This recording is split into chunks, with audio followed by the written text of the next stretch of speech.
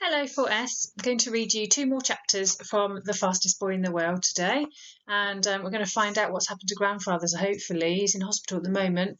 He's going to be getting a bit better soon. Chapter 11. It was quite a long way to the bus station, but luckily it was all downhill. Kebede was quick as a flash, darting around people on the crowded pavements and diving across the roads between the cars and trucks. I knew I could have beaten him easily on a clear straight road, but all this city street business, this dodging and weaving, was really hard for me. You could tell when we were near the bus station because the roar of the engines. My mouth dropped open when I saw the scarlet and gold buses all lined up. There were dozens and dozens of them. Some buses had just arrived and their passengers were stepping out of them, weighted down with sacks and bags. Others were standing still with their doors closed and people crowding around waiting to get on. Kebede dashed over to a building on the far side, with me trying to keep up with him. There was a mass of people inside. He started worming his way through them. I stuck to him as close as I could, but I wasn't as quick as he was, and I kept treading on people's toes and getting their elbows in my face. I'd never been able to get a bus ticket if Kebede hadn't been there. He made it to the front of the crowd and pushed his way right up to the counter. Then he held his ground while the other people tried to shove him aside. "Kidami," he was yelling, "one ticket!" The man behind the counter said something, and Kebede turned around and hissed, "Get out the money!" I fumbled in my pouch and pulled out two precious crumpled green notes. "Not enough! Quick!" He shoved the bananas he was still holding into my hands, grabbed the pouch so the string holding it around my neck pulled our heads close together, fished out more money and turned back to the counter. A second later the ticket was in my hand and Kebede was stuffing the notes he hadn't needed back into the pouch. I gave him back the bananas and tucked the little green leather bag carefully back inside my shirt. I was going to make sure it was safe this time. "You'll be off in 10 minutes, Kebede said as we made it round into the open air. I stared round at the ranks of scarlet buses. "Yes, but which one is it?" I said anxiously. "What if I get the wrong one?" "You won't follow me." He was off again. My bus was on the other side of the bus station. Its doors still hadn't opened, and I joined the mass of people waiting to get on. "You'll be great." "Oh, you've been great," I said, suddenly feeling embarrassed. "I could never have."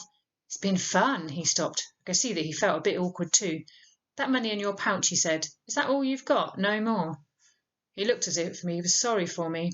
"We're not poor," I said, feeling stung. "We've got 3 good cows, and Lucky, she's our donkey, and she's had a couple of foals already, and our own fields, and my father always pays my school fees." "Wow, you go to school?" "What, you don't?" "Of course not. Who's going to pay for me?" "Doesn't your uncle?" "Him? No, he's not my real uncle anyway, just a sort of cousin." "Where are your mum and dad?" He shrugged. "They passed away last year." "Oh." I didn't know what to say. "You're lucky to go to school," he said. Up until that point I'd been a bit jealous of Kebede, with his shoes and his confidence and his smart city knowledge. Now I could see that he was envious of me. It was just as well, I suppose, the driver and conductor turned up then, ready to open the door of the bus and let everyone on, because neither of us knew what to say next. Kebede held up 2 of the bananas he'd been carrying. I suddenly realised how hungry I was. "You know what?" I said, taking them gratefully. "I'm really sorry I've got to go home. I've had such an amazing time today." "Me too. Those athletes, fantastic, weren't they?" The door of the bus had opened. "I've got to go," I said as the crowd pushed me towards the steps.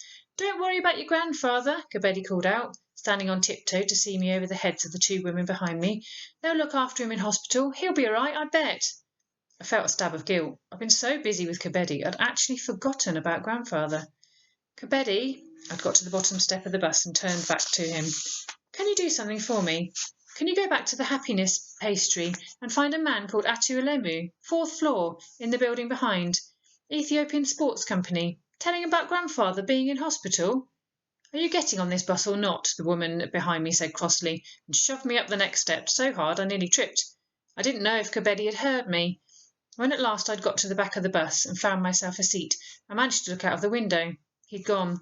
There was a boy in the distance, dodging between the buses, as fast as a darting fish, but I couldn't be sure that it was Kebede. Chapter 12. The bus roared and lurched its way along the crowded streets like a mad old noisy bull. It had to stop all the time because there were other things blocking the road, donkeys and people and cars and trucks and bicycles. I hadn't had time to look around at the other passengers when I was getting on, but now I could see a few familiar faces. I knew now that I'd been in Addis Ababa, that Kidami was really a small place. It was obvious that I was going to recognise people from there who were on their way back home. A woman was sitting in the seat over the aisle from me and a little boy and girl. The children were much younger than me. They smiled at me, and they hid their shy faces. But when I started to eat one of my bananas, they stared and stared. I finished the first one and got ready to peel the second, but their pleading looks made me feel bad. I had a bit of a struggle with myself because I was so hungry, but in the end I couldn't resist them. So I said, "Here you are, kids," and handed it over the aisle to them. They didn't say anything, but their smiles made me feel good about myself. The girl peeled the skin back and gave half to the little boy. They'd nearly finished munching their way through it when their mother, who'd been looking out the window, turned and saw what they were doing. "Where did you get that banana?" she said sharply. The girl pointed at me. "Oh," she smiled and nodded at me. "That was nice of you." Then she reached down into the bag on the floor between her feet and pulled out a bundle tied with cloth. She laid it on her knee, untied the cloth, and opened the lid of one of 2 plastic boxes inside. The smell of home-cooked food wafted out from it. My mouth filled up with saliva. She held the box out to me. "Go on, have some." I took a little piece. It was delicious, a satisfying mix of injera and spicy lentils. She shook the box under my nose again. "No, really, you've hardly had any. Help yourself. Finish it if you like. A boy like you've got plenty to be hungry. Boys always are. Anyway, I've got lots more." I didn't wait to be asked again. Anyway, once I'd started eating, I didn't think I could have stopped. A minute later, I bolted the lot. She laughed when I handed the empty box back to her, gave me a drink of water. All in all, I thought it was a good exchange for one old spotty banana. "Don't I know you?" she said, when she'd wrapped the empty box up and put it back in her bag. "Don't you go to school in Kadami?" "Yes, I do."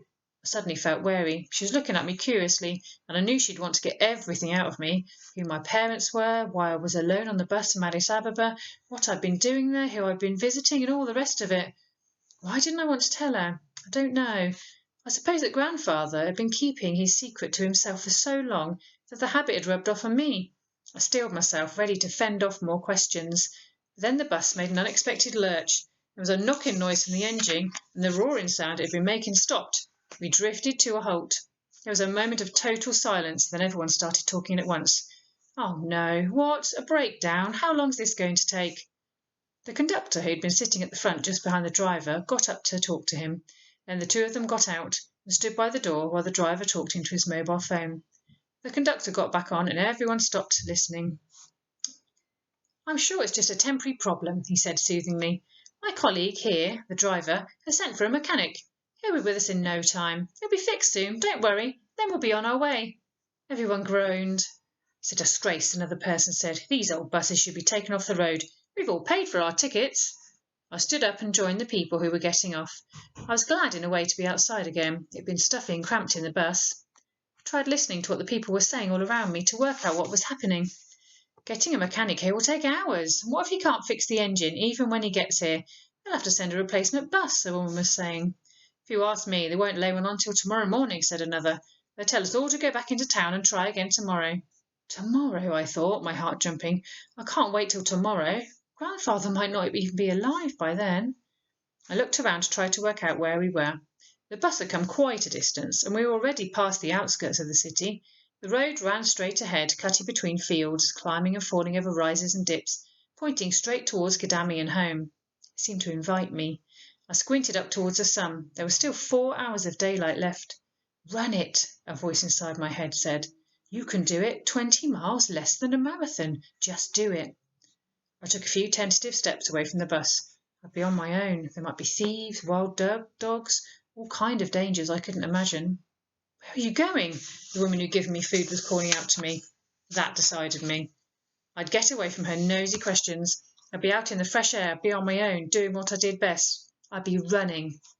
"I'm going home," I shouted back at her. "Thanks for the food." And I took off as if I'd become the arrow himself. I heard shouts behind me. People were calling to me to come back, not to be a little fool, to wait like everyone else. I didn't listen. I was off. So he's doing his favourite thing at the moment. He's running, which he loves to do. Let's see how far he gets when we listen to some more tomorrow.